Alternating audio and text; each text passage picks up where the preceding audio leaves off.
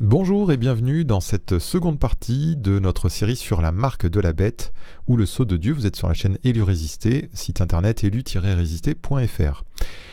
Et cette seconde partie s'appelle La bête et l'autre bête. On va parler de la bête aujourd'hui et on va voir qu'il n'y a pas seulement une bête, mais il y a deux bêtes. Et donc il faut parler des deux.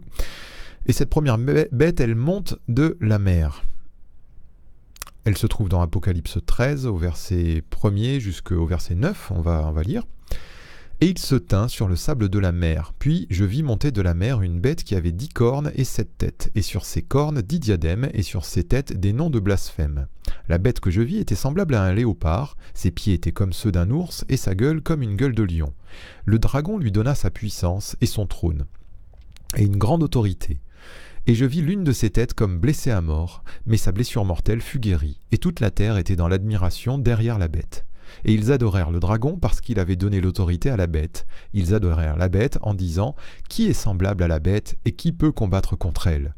Et il lui fut donné une bouche qui proférait des paroles arrogantes et des blasphèmes. Il lui fut donné de pouvoir d'agir pendant 42 mois. Et elle ouvrit sa bouche pour proférer des blasphèmes contre Dieu, pour blasphémer son nom et son tabernacle et ceux qui habitent dans le ciel. Et il lui fut donné de faire la guerre aux saints et de les vaincre. Et il lui fut donné autorité sur toute tribu, tout peuple, toute langue et toute nation. Et tous les habitants de la terre l'adoreront, ceux dont le nom n'a pas été écrit dès la fondation du monde dans le livre de vie de l'agneau qui a été immolé. Si quelqu'un a des oreilles, qu'il entende. Alors, la première remarque, ça serait que je voulais vous faire, c'est simplement cette dernière phrase. Si quelqu'un a des oreilles, qu'il entende. C'est une parole que l'on lit uniquement dans les évangiles. C'est une parole de Jésus. C'est Jésus qui parle. Et là, ça nous montre bien que Jean, il ne nous donne pas, il n'écrit pas ce qu'il a vu, et c'est pas ses paroles à lui. Il ne fait que retranscrire les paroles que le Christ lui donne directement.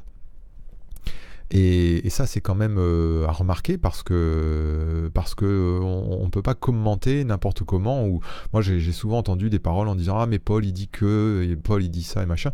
C'est pas Paul, c'est le Saint-Esprit qui est là. Et là, c'est non seulement c'est le Saint-Esprit, mais c'est donné à Jean, c'est pour ainsi dire dicté à Jean. Voilà. Donc c'était une petite remarque comme ça. Alors cette bête, on sait bien que c'est pas, comme je vous le disais dans la vidéo précédente, c'est pas un animal réel, elle représente quelque chose. Et on va aller voir directement maintenant dans Daniel 7, comme je vous l'ai dit. Il y a un texte qui nous parle de plusieurs bêtes, dont une bête très semblable à celle-ci. Daniel 7, versets 17 à 26. Ces 4 grands animaux, ce sont 4 rois qui s'élèveront de la terre. Mais les saints du Très-Haut recevront le royaume, et ils posséderont le royaume éternellement, d'éternité en éternité. Ensuite, je désirais savoir la vérité sur le 4e animal qui était différent de tous les autres, extrêmement terrible, qui avait des dents de fer et des ongles d'airain, qui mangeait, brisait et foulait aux pieds ce qui restait. Et sur les 10 cornes qu'il avait à la tête, et sur l'autre qui était sortie, et devant laquelle 3 étaient tombés. Sur cette corne qui avait des yeux, une bouche parlant avec arrogance, et une plus grande apparence que les autres.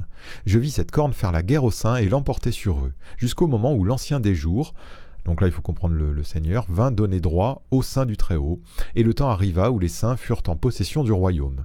Il me parla ainsi, le 4e animal, c'est un 4e royaume qui existera sur la terre, différent de tous les royaumes, et qui dévorera toute la terre, la foulera et la brisera.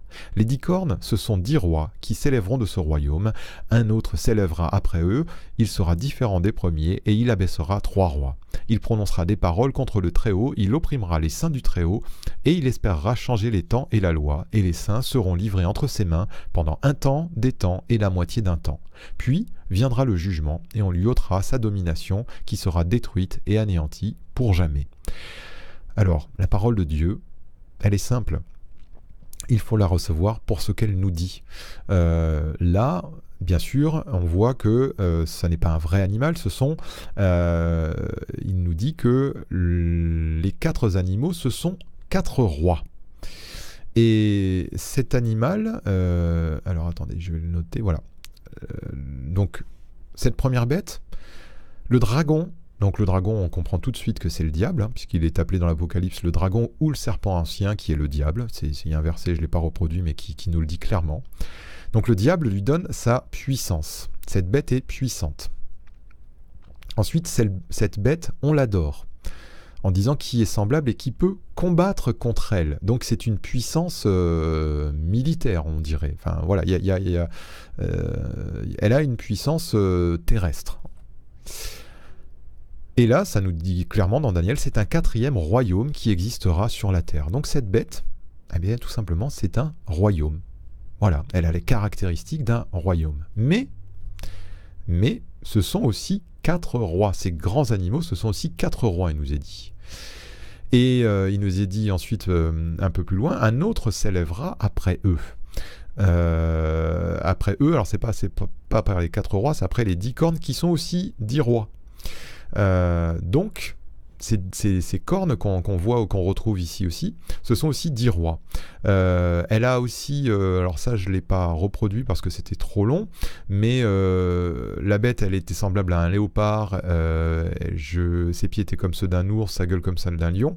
Bon, tout ça, ce sont des caractéristiques des autres bêtes, de ces autres grands animaux dont j'ai pas reproduit le texte ici, qui sont des royaumes qui ont précédé ce 4e royaume.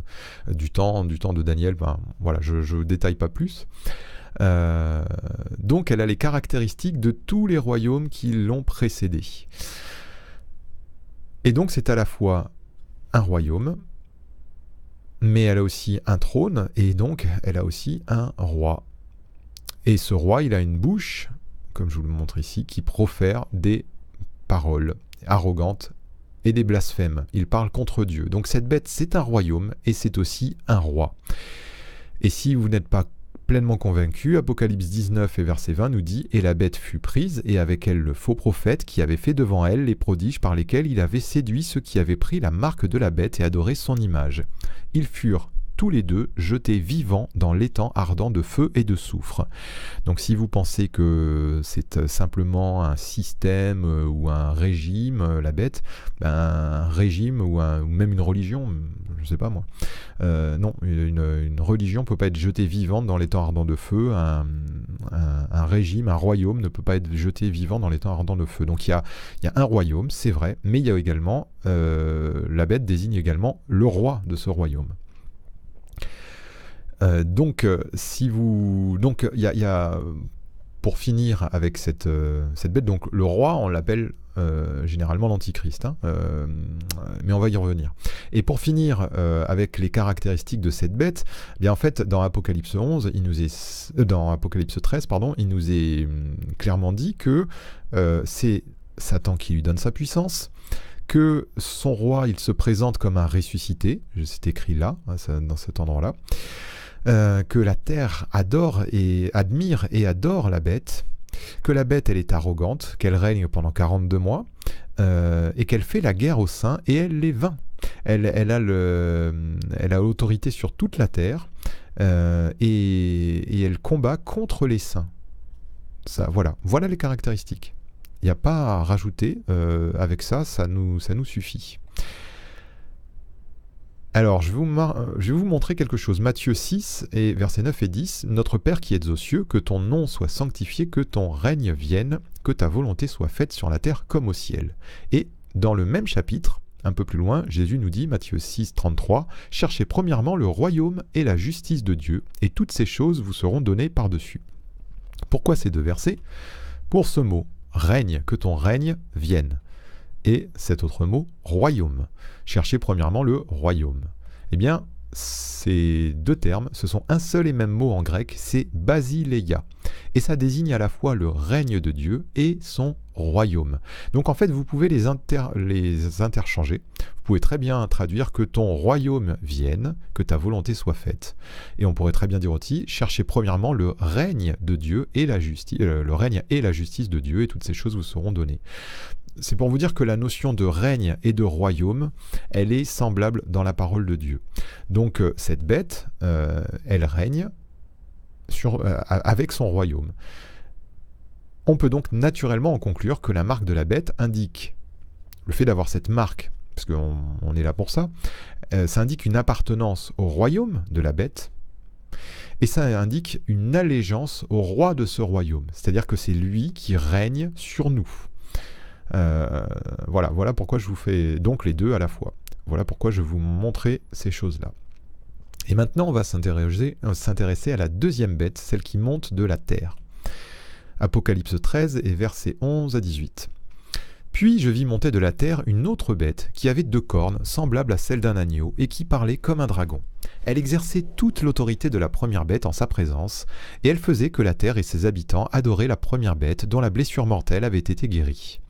Elle opérait de grands prodiges, même jusqu'à faire descendre du feu du ciel sur la terre à la vue des hommes, et elle séduisait les habitants de la terre par les prodiges qui lui étaient donnés d'opérer en présence de la bête, disant aux habitants de la terre de faire une image à la bête qui avait la blessure de l'épée et qui vivait. Et il lui fut donné d'animer l'image de la bête, afin que l'image de la bête parlât, et qu'elle fit que tous ceux qui n'adoraient pas l'image de la bête fussent tués. Et elle fit que tous, petits et grands, riches et pauvres, libres et esclaves, reçussent une marque sur leur main droite ou sur leur front, et que personne ne put acheter ni vendre sans avoir la marque, le nom de la bête ou le nombre de son nom.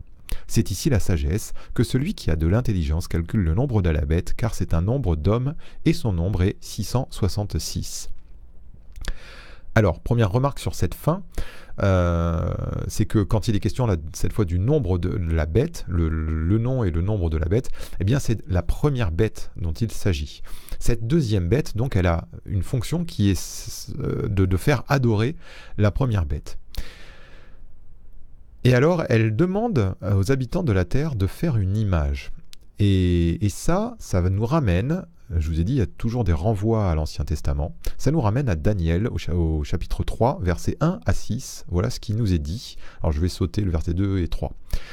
Le roi Nebuchadnezzar fit une statue d'or haute de 60 coudées et large de 6 coudées. Il l'adressa dans la vallée de Dura, dans la province de Babylone. Un héros cria à haute voix, « Voici ce qu'on vous ordonne, peuple, nation, hommes de toute langue. » Vous voyez, ça parle à tous les hommes.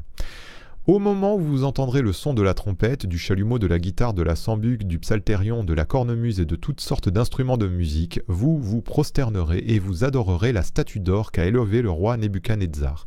Quiconque ne se prosternera pas et n'adorera pas sera jeté à l'instant même au milieu d'une fournaise ardente. C'est une redite absolument exact de ce que nous dit le chapitre 13 de l'Apocalypse sur cette deuxième bête. Si on n'adore pas l'image de la bête, eh bien on est mis à mort.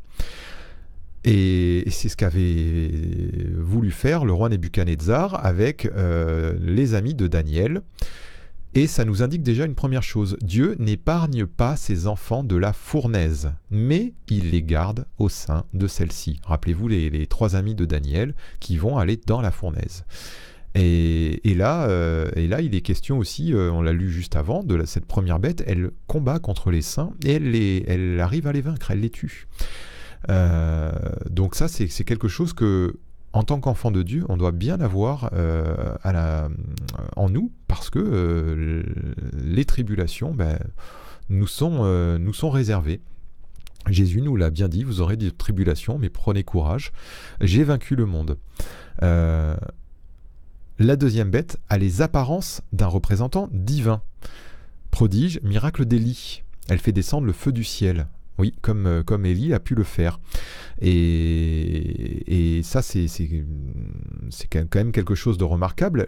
Elle a aussi les cornes d'un agneau, comme l'agneau désignant par excellence le Seigneur Jésus, mais elle parle comme un dragon. Voilà, mais elle parle comme un dragon. Ça, c'est intéressant, on y reviendra un petit peu plus tard.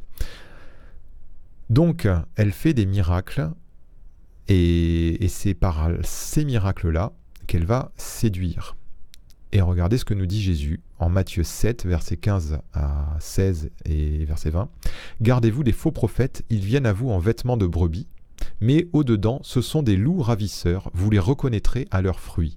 Cueille-t-on des raisins sur des épines ou des figues sur des chardons?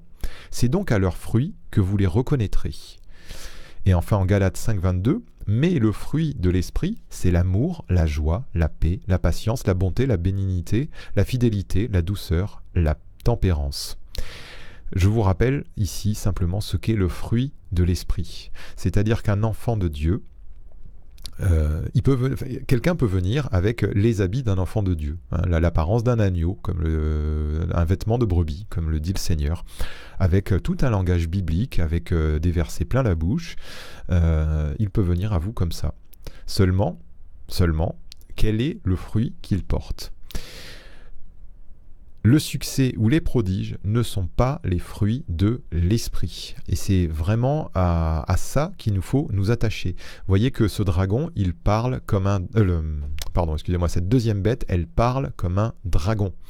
Ça veut dire qu'elle peut avoir les apparences, mais que si on l'écoute bien, on voit bien que au fond d'elle, elle a l'arrogance, elle a certainement des choses semblables, et qu'en tout cas, le fruit de l'esprit ne sera pas présent chez elle. On continue. Apocalypse 19, 20, je vous l'ai déjà lu. Et la bête fut prise et avec elle le faux prophète qui avait fait devant elle les prodiges par lesquels il avait séduit ceux qui avaient pris la marque de la bête et adoré son image. Ils furent tous les deux jetés vivants dans les temps ardents de feu et de soufre. Donc même conclusion, cette seconde bête, c'est un homme, un faux prophète, puisqu'il est désigné comme tel ici. Et justement, antichrist et faux prophète. On va prendre les passages qui nous parlent des antichrists et des faux prophètes. Donc juste là, on vient de le lire. Gardez-vous des faux prophètes, Matthieu 7, 15. Ils viennent à vous en vêtements de brebis, mais au-dedans, ce sont des loups ravisseurs. Notez bien, ils viennent à vous. Matthieu 24, 23 à 25. Si quelqu'un vous dit alors, le Christ est ici, ou il est là, ne le croyez pas, car il s'élèvera de faux Christ et de faux prophètes. Ils feront de grands prodiges et des miracles, au point de séduire, s'il était possible, même les élus. Voici, je vous l'ai annoncé d'avance. Notez bien, au point de séduire, s'il était possible, même les élus. C'est Jésus qui parle encore. Acte 20, 29. Je sais qu'il s'introduira parmi vous, après mon départ, des loups cruels qui n'épargneront pas le troupeau. C'est Paul qui parle. 2 Pierre 2, 1. Il y a eu parmi le peuple de faux prophètes, et il y aura de même parmi vous de faux docteurs qui introduiront des sectes pernicieuses et qui, reniant le maître qui les a rachetés, attireront sur eux une ruine soudaine. Plusieurs les suivront de leur dissolution et la voix de la vérité sera calomniée à cause d'eux par cupidité. Ils trafiqueront de vous au moyen de paroles trompeuses, eux que menace depuis longtemps la condamnation et dont la ruine ne sommeille point. 1 Jean chapitre 4 et verset 1, « Bien-aimés, n'ajoutez pas foi à tout esprit, mais éprouvez les esprits pour savoir s'ils sont de Dieu, car plusieurs faux prophètes sont venus dans le monde. » 1 Jean chapitre 2 versets 18 et 19, « Petits enfants, c'est la dernière heure, et comme vous avez appris qu'un antéchrist vient, il y a maintenant plusieurs antéchrists. Par là, nous connaissons que c'est la dernière heure. Ils sont sortis du milieu de nous, mais ils n'étaient pas des nôtres, car s'ils eussent été des nôtres, ils seraient demeurés avec nous, mais cela est arrivé afin qu'il fût manifeste que tous ne sont pas des nôtres. » Etc. Et un peu plus loin, verset 22, « Qui est menteur, sinon celui qui nie que Jésus est le Christ? Celui-là est l'antéchrist, qui nie le Père et le Fils. Quiconque nie le Fils n'a pas non plus le Père. Quiconque confesse le Fils a aussi le Père. » 1 Jean chapitre 4 et versets 2 et 3. « Reconnaissez à ceci l'Esprit de Dieu. Tout esprit qui confesse Jésus-Christ venu en chair est de Dieu. Et tout esprit qui ne confesse pas Jésus n'est pas de Dieu, c'est celui de l'Antéchrist dont vous avez appris la venue et qui maintenant est déjà dans le monde. » 2 Jean chapitre 7, « Car plusieurs séducteurs sont entrés dans le monde qui ne confessent point que Jésus est venu en chair. Celui qui est tel, c'est le séducteur et l'antéchrist. Prenez garde à vous-même, afin que vous ne perdiez pas le fruit de votre travail, mais que vous receviez une pleine récompense. » Et enfin un dernier, Jude. « Bien-aimés, comme je désirais vivement vous écrire au sujet de notre salut commun, je me suis senti obligé de le faire afin de vous exhorter à combattre pour la foi qui a été transmise aux saints une fois pour toutes. Car il s'est glissé parmi vous certains hommes dont la condamnation est écrite depuis longtemps, des impies, c'est un qualificatif de l'antéchrist, qui changent la grâce de notre Dieu en dissolution et qui renient notre seul Maître et Seigneur Jésus-Christ. » Donc vous voyez, dans tous ces textes-là, donc il y a Jésus qui parle, il y a Paul, il y a Pierre, il y a Jean et il y a Jude.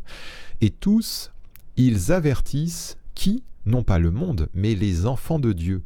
Et ils les avertissent parce que les antéchrists en général et les faux prophètes, alors on dit anté, on peut dire aussi anti, je passe très vite là-dessus, c'est pas très important.